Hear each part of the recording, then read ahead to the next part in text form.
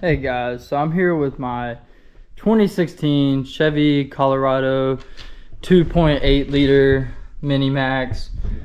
So the issue that I have been having, it is suspected of the exhaust studs, exhaust nuts to be loose on the exhaust manifold. Now, as you can tell, this motor isn't very wide or very big, but it does have a little turbo on it down there coming, you know, of course, turbo spools up, comes from the exhaust, spools up, feeds into the intake on the other side of the block. So I have been having a pretty decent oil leak. I really was hoping that it wasn't the head gasket. That was my biggest fear. And I would like to think if it was the head gasket, it would be more than just this one specific spot. And I don't know if you can tell with the light here, but I do have some oil running down this side of the block, and I will crawl underneath the truck and show you the oil leak from underneath here. So as you can see, I've got my cardboard here trying to keep the oil off of the ground. I just got done doing the transmission, the transfer case, and both differentials front and rear, because this Alaskan winter has not been very good for the truck. So let's see what we're doing here. So as you see, it's kind of messy under here. We got some oil running down and dripping. You can see up in there as well. Got an oil leak. With the exhaust leak, you can audibly hear it. Turbo hasn't been very happy. Let's try to get this heat shield off. I know this is one of the things in my research. I couldn't exactly find a definite answer on how to get it out of the way. I am a YouTube mechanic, so I did order the service manual for it, and even the service manual isn't very clear, and I might add pictures of the service manual to this video as well for extra instructions if need be. So here we are with the truck running. You can partially hear it. It sounds just like a little and it sounds like it would be the valve train or something a lot more serious. Whenever it gets to higher RPMs, you can hear it even more audibly. The turbo's been making different noises here recently with the temperature changes in Alaska, and it was so cold here in Alaska. Whenever it's -40, -30, whenever I'd start up the truck, I could open up the hood and visibly see the exhaust smoke coming from the front of the block here. So that really told me that it was exhaust leak. When I would rev it up and it would start building oil pressure, it would start throwing oil everywhere up here. So I was like, all right, it's got to be. I never would thought that the exhaust manifold would cause an oil leak like this. But it's my first diesel, and it's a little diesel. So let's get in here and let's figure it out, and hopefully we can get everything fixed and tightened up in there. Okay, so first things first is we got to get this heat shield off. Now, and able to get to this, I thought this would just be a normal O2 sensor, so I bought just a normal O2 socket. I was wrong. It's an EGR sensor, EGR valve reader. I don't know, but the normal, like, standard 22 millimeter O2 sensors does not fit this. In fact, it wouldn't even fit into the hole that the sensor sticks out of.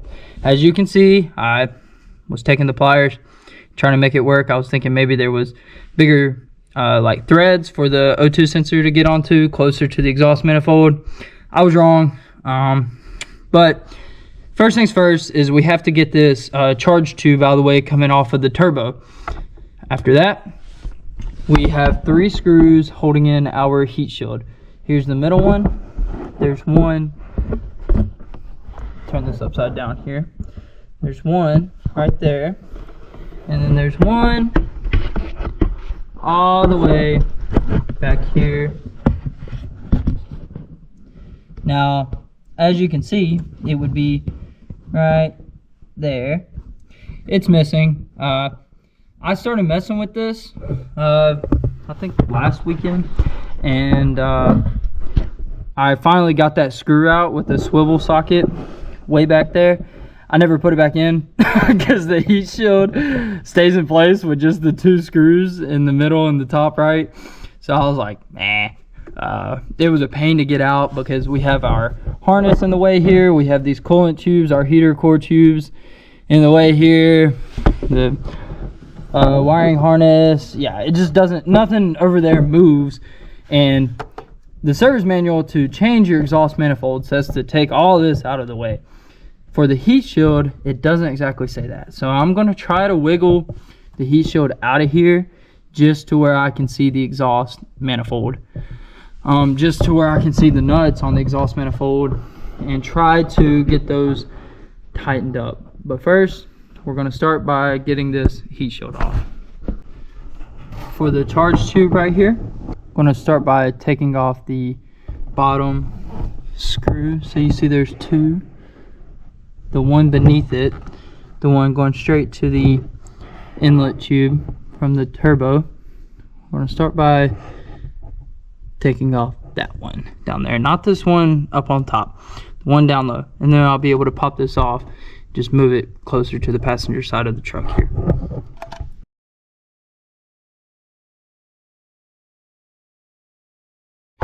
Okay, we now have the charge tube off, and that was a 8mm bolt for the bracket to hold this on to the turbo here. So you see, we get that off, and now we can tilt it, move it however we please, and now I can throw it all the way over here out of the way. So now I should be able to access this with the socket, and we're going to see if it works first before we take more bolts out.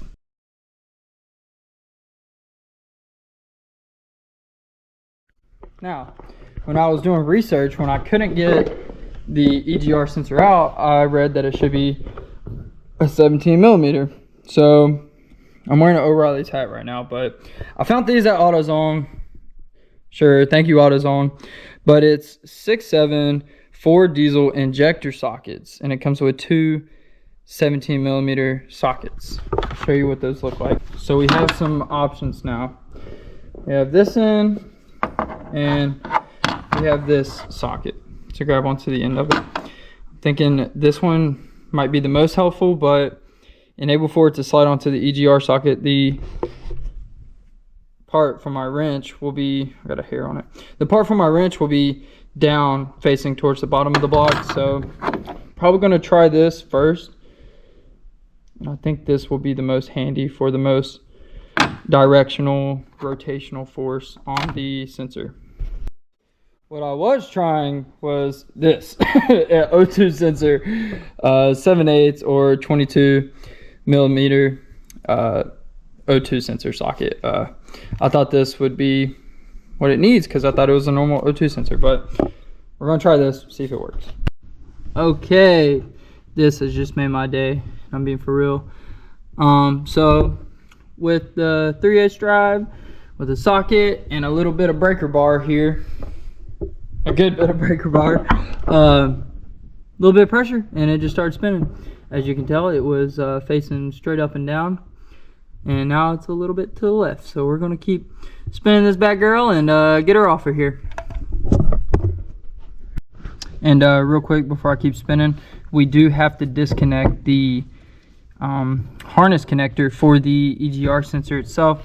There is a really good video that you can find on all the 3 different types of harness connectors you will find on this generation of Chevy GMC vehicles. But this sensor, you just so it's this white tab, gray tab, you slide it back, and then you have to pinch it And sometimes I gotta use pliers to pinch this down all the way, but I'll get it off. So I have the harness connector undone here. I will just re-demonstrate what I had to do. So there's this black piece that goes into this metal frame here. You can just pinch it with the pliers, pull it through, get both ends off of the connector right there. And then for this, I just pull the tab back, then I pinch it real lightly on the white tab. It'll push it down, and then you can just pull it back and slide it right out. And then the wire for the EGR sensor connects into this bracket right here. You just pop it out and then run the wire underneath the main harness here, and then she's free. So let's keep getting this out, and hopefully everything is intact. Okay, so we have the EGR sensor officially out. This is what it looks like, this little guy right here. Now we're going to continue getting the 2 bolts off of the heat shield. Hopefully I'll be able to wiggle it out of there without removing too much junk, but we will see.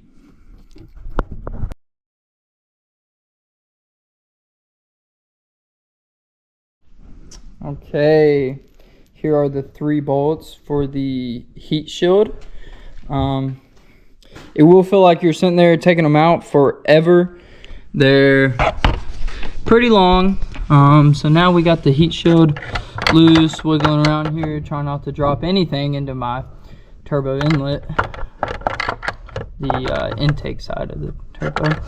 And now that we got her loose, we're going to try to wiggle this John out. I don't know, I might have to take some stuff off, but if I'm able to get it out, I don't have good lighting in here, so I'm not recording while I'm working, but if I can get it out without taking anything off, I will try to demonstrate that. So, yep.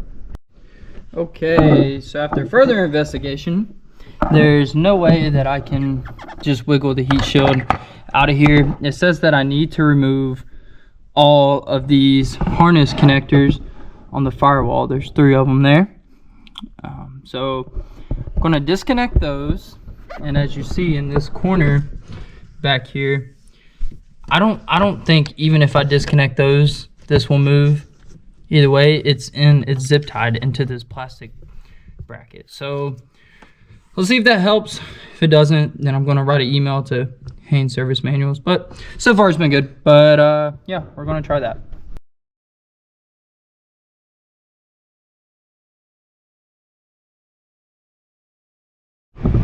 Okay, well, I got the heat shield out. Not exactly the way recommended. So now we can see our exhaust manifold. I was looking at the service manual for how to, I kept digging in the book and online how to remove these wiring harness connectors. I couldn't get them loose. I was like trying to open up the tabs, and then it just exposed like all the wires, and they're all zip tied in there. So I was like, whatever. So I just jerked that thing out. I really don't want to put it back in, but of course I'm going to have to.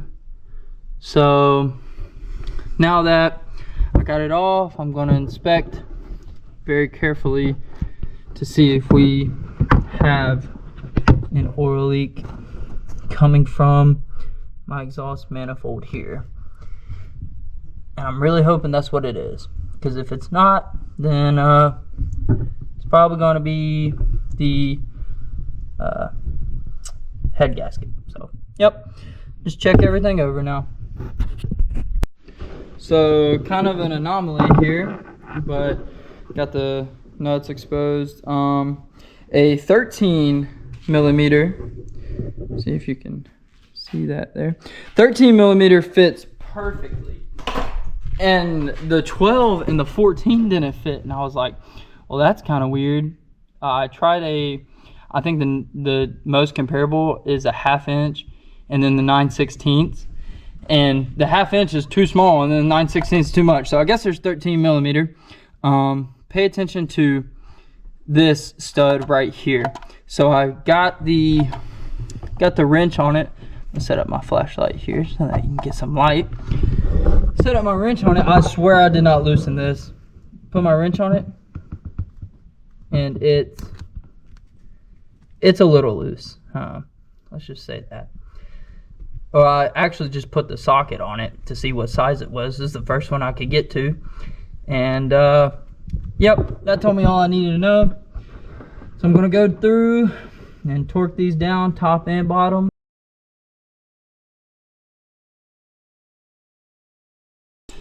And there's 1, 2, 3, 4, 5 bolts on this back side.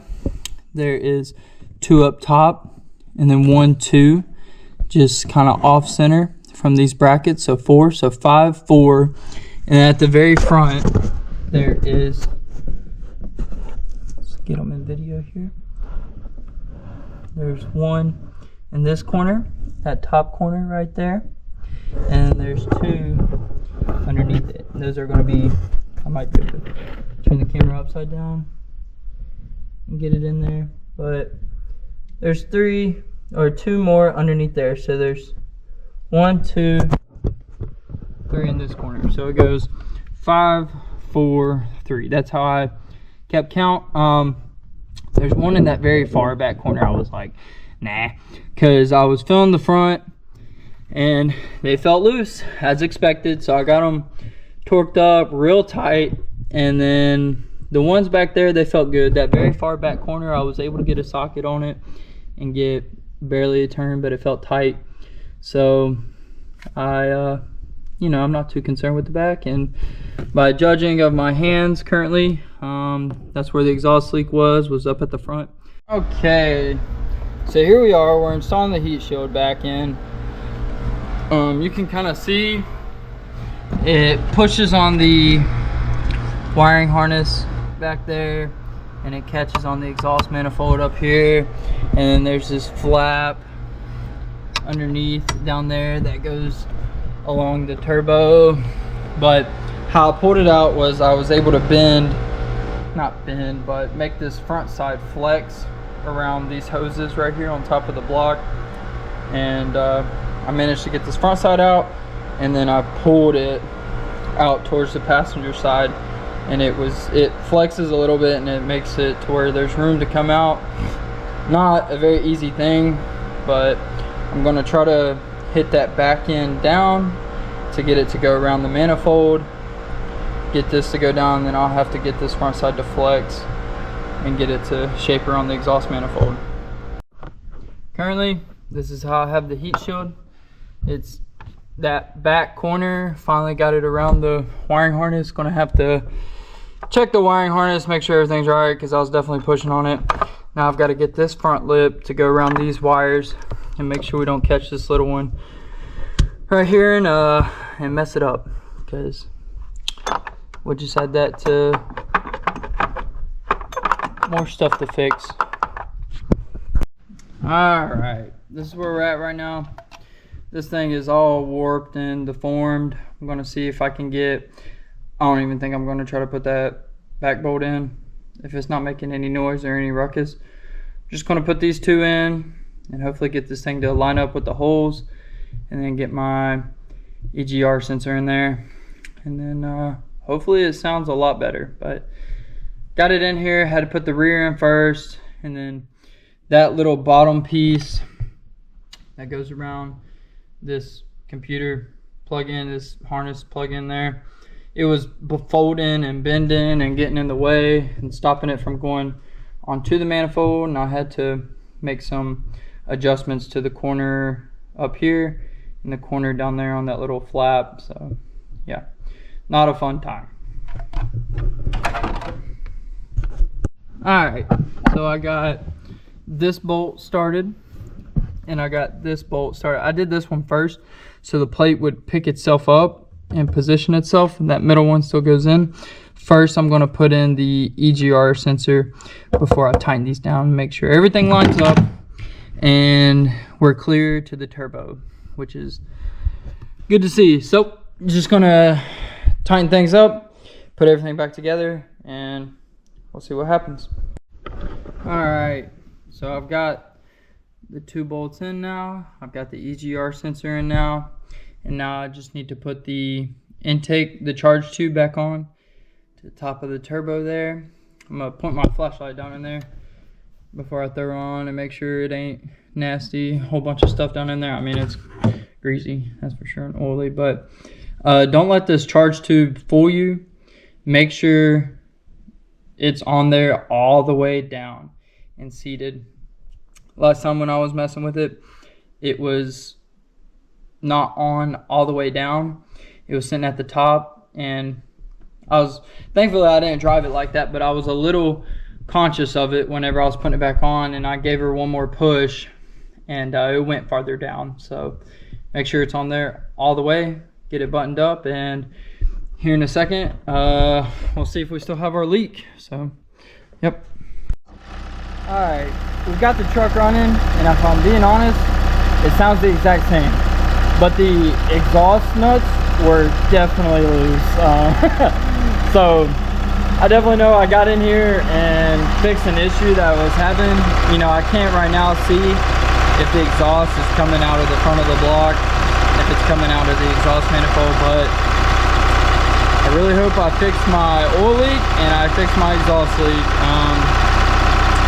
Yeah, that being said, if there's any questions or if there's anything else that you're struggling with along with this repair or this fix, drop it down in the comments and let me know. But I hope this video helped. I'll see you guys later.